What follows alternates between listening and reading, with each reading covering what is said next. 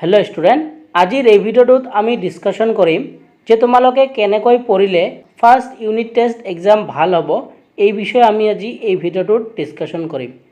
বহুতে সুধি আছিল যে আমাৰ একো পৰা হোৱা নাই আৰু কিছুমানে কৈ আছে যে অলপ চলপ হৈছে। তো তোমালোকে কেনেকৈ পঢ়িলে তোমালোকে ইউনিট টেস্ট এক্সাম ভাল কৰিব পাৰিবা সেই বিষয়ে মই আজি তোমালোকক এই ভিডিওটোত কিছু কথা কম।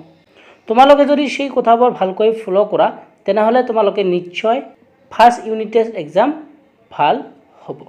যদি চ্যানেলটোত প্ৰথমবাৰৰ বাবে নতুন হয় চ্যানেলটো সাবস্ক্ৰাইব কৰি ৰাখিবা। তেনেহলে দেৰি নকৰাকৈ আজিৰ ভিডিওটো আমি স্টাৰ্ট কৰিছো। ফাৰ্স্ট ইউনিট টেস্ট এক্সাম ভাল কৰিবলৈ তোমালোকক প্ৰথমতে কৰিব লাগিব সিলেবাস।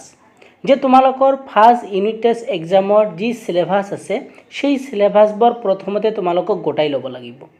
যে এছামিছৰ কোন কেইটা চেপ্টাৰ আহিব, ইংলিছৰ কোন কেইটা চেপ্টাৰ আহিব, সোশিয়াল সায়েন্সৰ কোন কেইটা চেপ্টাৰ আহিব, ম্যাথছৰ কোন কেইটা চেপ্টাৰ আহিব, তোমালোকে সেই চেপ্টাৰবোৰৰ যিটো সিলেবাস ফাৰ্স্ট ইউনিট টেষ্টৰ যিটো সিলেবাস সেই সিলেবাসটো তোমালোকে প্ৰথমে গোটাই লোৱা।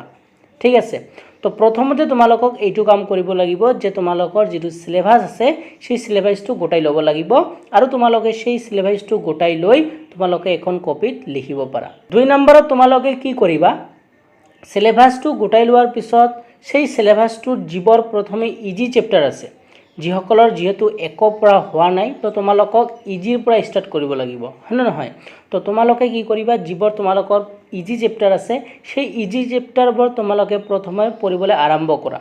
ইজি চেপ্টাৰবোৰ তোমালোকৰ হৈ যোৱাৰ পিছত যেহেতু তোমালোকৰ এক্সাম হয়তো এই মাহৰ লাষ্টত হ'ব পাৰে, তো তোমালোকৰ যদি ইজি চেপ্টাৰবোৰ হৈ যায় লাষ্টত গৈ যদি তোমালোকৰ গোটেই কমপ্লিট কৰিব নোৱাৰা তাত যদি তোমালোকে হাফলি বা তোমালোকে আধা যদি কমপ্লিট কৰা তেনেহলে কিন্তু তোমালোকৰ ইউনিট টেস্ট এক্সামত এটা ভাল নম্বৰ পাবা। ঠিক আছে, তো তোমালোকে কি কৰিবা, সিলেবাসটো গোটাই লোৱাৰ পিছত যিবোৰ ইজি চেপ্টাৰ আছে ধৰি লোৱা এছামিছৰ যিটো ইজি চেপ্টাৰ পোৱা তোমালোকে সেই চেপ্টাৰটো তোমালোকে কমপ্লিট কৰা, সায়েন্সৰ যিটো ইজি চেপ্টাৰ আছে এইটো কমপ্লিট কৰা আৰু তোমালোকে কিন্তু এইকেইদিন বেছি পঢ়িব লাগিব। যেহেতু এক্সামৰ কাৰণে বেছি গ্যাপ নাই, বেছি সময় নাই, সেই কাৰণে কিন্তু এইকেইদিনত তোমালোকৰ বেছিকৈ পঢ়ি তোমালোকক কমপ্লিট কৰিব লাগিব আৰু লাষ্টত গৈ যদি তোমালোকৰ এটা চেপ্টাৰ যদি তোমালোকৰ বাকিও থাকে সেই চেপ্টাৰটোৰ এটলিষ্ট তোমালোকে কিন্তু শৰ্ট কোৱেশ্চনবোৰ চাই যাবা, তেনেহলে কিন্তু তোমালোকে এটা ভাল নম্বৰ আনিব পাৰিবা।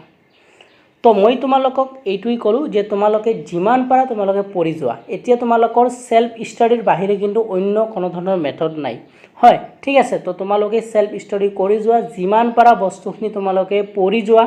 ঠিক আছে, আৰু লাষ্টত গৈ যদি তোমালোকৰ এটা বা দুটা চেপ্টাৰ যদি বাকিও থাকে তাৰ যিবোৰ শৰ্ট কোৱেশ্চন আছে ঠিক আছে সেইবোৰ তোমালোকে পঢ়ি যোৱা আৰু ইম্পৰ্টেণ্ট যিবোৰ লং কোৱেশ্চন আছে সেইবোৰ তোমালোকে পঢ়ি যাব পাৰা। আৰু এনেকৈ পঢ়িলে তোমালোকে কিন্তু ইউনিট টেস্ট এক্সামত এটা ভাল নম্বৰ পাবা। আৰু তোমালোকক মই এটা কথা কওঁ যে তোমালোকে কোৱেশ্চনবোৰ পৰীক্ষাত গৈ এৰি নথবা, তোমালোকে যি জানা সেই কোৱেশ্চনটো তোমালোকে কিন্তু লিখি থৈ আহিবা। তোমালোকে কিন্তু গোটেই কোৱেশ্চন এনসাৰ লিখিবা। ঠিক আছে, যদিও কোৱেশ্চনটো তোমালোকে পঢ়া নাই সেই কোৱেশ্চনটোৰ লগত যদি কিবা বস্তু তোমালোকে জানা সেইখিনি লিখি থৈ আহিবা, তেনেহলে কি হ'ব যে সেই কোৱেশ্চনটো যদি তোমালোকৰ 3 মাৰ্ক থাকে তোমালোকে 1 বা 1.5 বা 2 নম্বৰ কিন্তু তোমালোকে পাব পাৰা। সেই কাৰণে কোনো কোৱেশ্চন তোমালোকে খালি থৈ নাহিবা, তোমালোকে যি পাৰা যিখিনি জানা সেই কোৱেশ্চনটোৰ ৰিলেটেড তোমালোকে লিখি দি আহিবা। আৰু যদি তোমালোকে এনেকৈ পঢ়া কিন্তু তোমালোকৰ এক্সাম ভাল হ'ব। তো আশা কৰিছোঁ তোমালোকৰ ডাউটটো ক্লিয়াৰ হ'ল। তো তোমালোকে ভালকৈ পঢ়ি যোৱা, তেনেহলে তোমালোকৰ ইউনিট টেস্ট এক্সাম ভাল হ'ব। আৰু আমাৰ চেনেলে তোমালোকক যিমান পাৰে সহায় কৰি যাব। তোমালোকে আমাৰ চেনেলটো সাবস্ক্ৰাইব কৰি ৰাখিবা আৰু ভিডিওটো তোমাৰ বন্ধুবৰ্গলৈ শ্বেয়াৰ কৰি দিবা যাতে তেওঁলোকেও জানিব পাৰে। যদি কিবা ডাউট থাকে তোমালোকে কমেন্ট সেকশনত সুধিব পাৰা, নতুবা ডেসক্ৰিপশ্যনত আমাৰ এটা হোৱাটছএপ গ্ৰুপৰ লিংক আছে, তাত আমাৰ নম্বৰ আছে, সেই নম্বৰ দি তোমালোকে আমাক সুধিব পাৰা। তেনেহলে আজিৰ ভিডিওটো চোৱাৰ জন্য তোমালোকক ধন্যবাদ জনাইছোঁ।